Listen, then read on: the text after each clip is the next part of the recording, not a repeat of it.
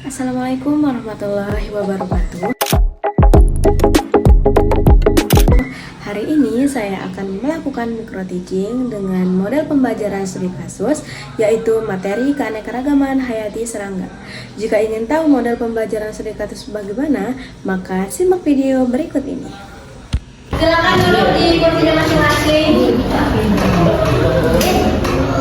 Baiklah, bismillahirrahmanirrahim. Assalamualaikum warahmatullahi wabarakatuh. Waalaikumsalam warahmatullahi wabarakatuh. Alhamdulillah, masih sehat semuanya? Sehat. Alhamdulillah. Marilah kita buka pembelajaran hari ini dengan sama-sama melafazkan basmalah. Bismillahirrahmanirrahim. Nah, sebelum kita mulai pembelajaran, alangkah lebih baiknya kita berdoa dulu ya. Yaitu berdoa mulai, berdoa selesai. Apakah hari ini ada yang tidak masuk? Ada. Semoga teman kita yang tidak masuk itu diberikan hidayah ya. Hidayah Ibu. Masih semangat semuanya? Masih Ibu. Sebelum itu marilah kita tepuk semangat dulu ya. Tepuk semangat gimana? Satu, dua, tiga, tepuk semangat.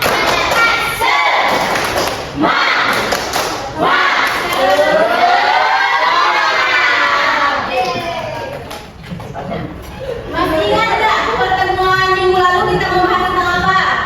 Masih. Nah, minggu lalu itu kan kita sudah membahas tentang konsep dasar dari lingkungan keanekaragaman hayati. Nah, sekarang kita akan mempelajari keanekaragaman serangga dan perannya. Nah, kemudian tujuan kita mempelajari ini agar kita mengetahui dan dapat mengidentifikasi semua jenis serangga dan peran-peran serangga itu. Nah, kegiatan pembelajaran hari ini kita akan menggunakan model pembelajaran dengan studi kasus. Nah, studi kasus itu nanti Ibu akan memberikan kasus kepada kalian. Kita akan menganalisis kasus tersebut ya. Oke, Ibu. Nah, sebelum itu Ibu akan menjelaskan tentang keanekaragaman serangga dan perannya.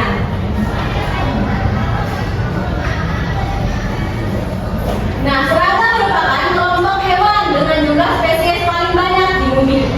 Serangga memiliki peran penting dan menjaga keseimbangan ekosistem. Nah, keseimbangan serangga mempengaruhi kehidupan manusia baik secara langsung maupun tidak langsung. Anak-anak pernah melihat lebah nggak? Biasanya lebah itu ada di mana? Bunga. Ya, ada di bunga. Kenapa sih lebah itu ada di bunga? Untuk panen.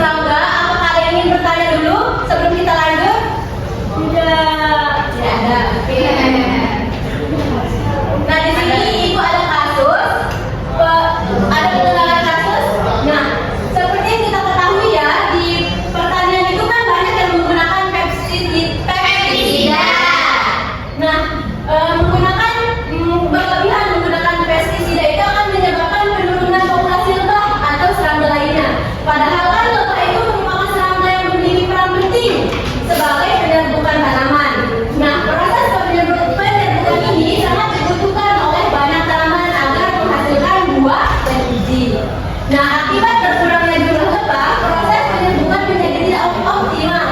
Hal ini dapat mengaruhi hasil produksi pertanian, keseimbangan rantai makanan dalam ekosistem, serta kondisi ekonomi para petani yang bergantung pada hasil panen. Jadi, jika menggunakan pestisida berlebihan, maka petani itu akan gagal panen ya teman-teman. Nah, berdasarkan kasus tersebut, kita akan melakukan analisis.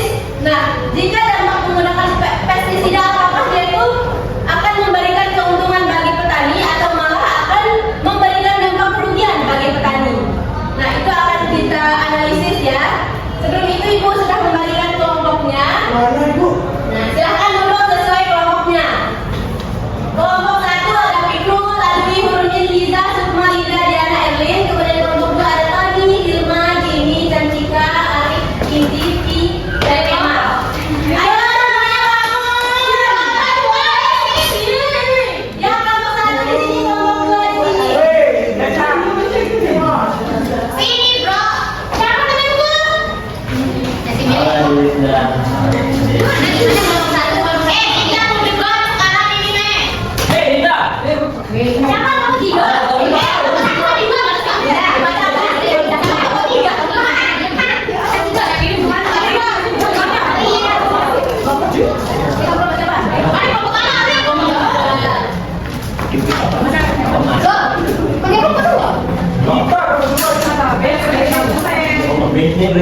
Silakan Ibu berikan waktu diskusi ya.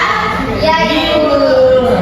Apa yang kita diskusiin, Ibu? Diskusikan ini kasus yang tadi itu ya, apakah dia merugikan atau tidak. Nanti di Ibu sudah bagikan yang kelompok 1 itu dia mendapatkan pro dan kelompok 2 kontra. Kalau kelompoknya Fikru dia itu percaya bahwa pestisida itu penting, sedangkan kelompoknya Tony dia tidak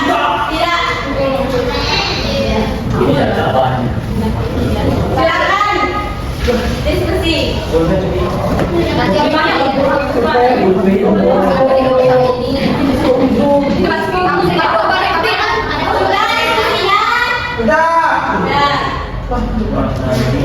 Silakan kelompok Fikru, silakan kelompok pro mengungkapkan argumennya.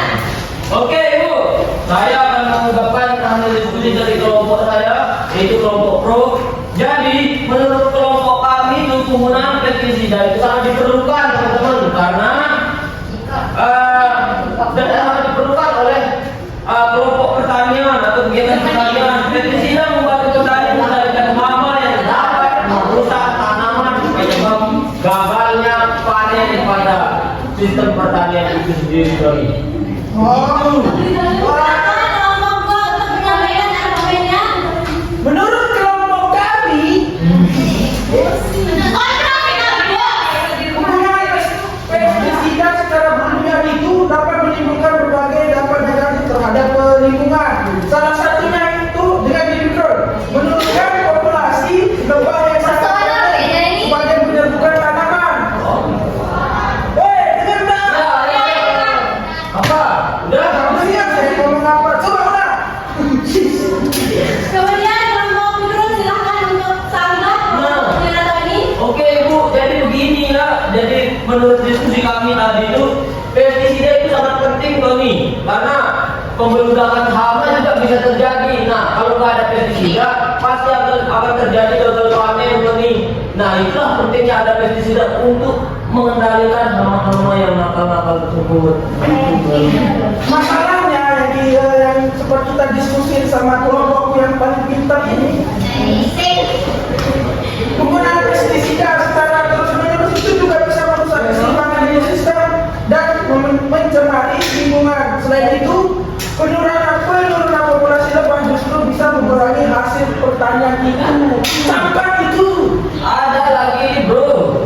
Jadi sih saya kasih tahu, pestisida itu punya pikiran atau enggak? Atau kamu yang punya pikiran? nah, kan itu baru Jawabin saya dulu ya. itu baru mati. Nah, saya ada yang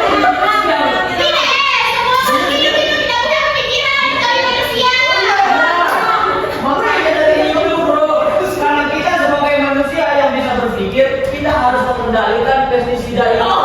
Jadi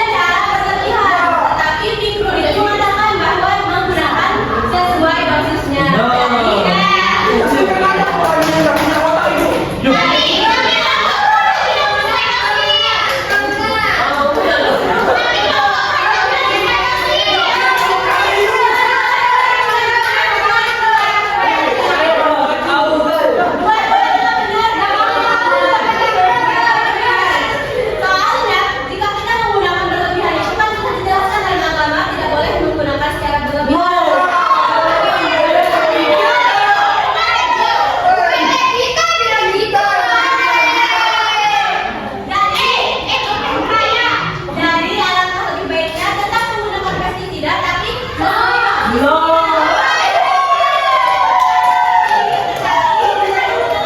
Pestisida juga tidak boleh digunakan, bisa diubah dengan metode alami. Dengar itu. Jadi cara yang benar, harus pilih yang benar. Jadi petani itu harus pintar ya. Masego. Gitu. Semuanya sudah jelas kan? Kita berbagi, Bu.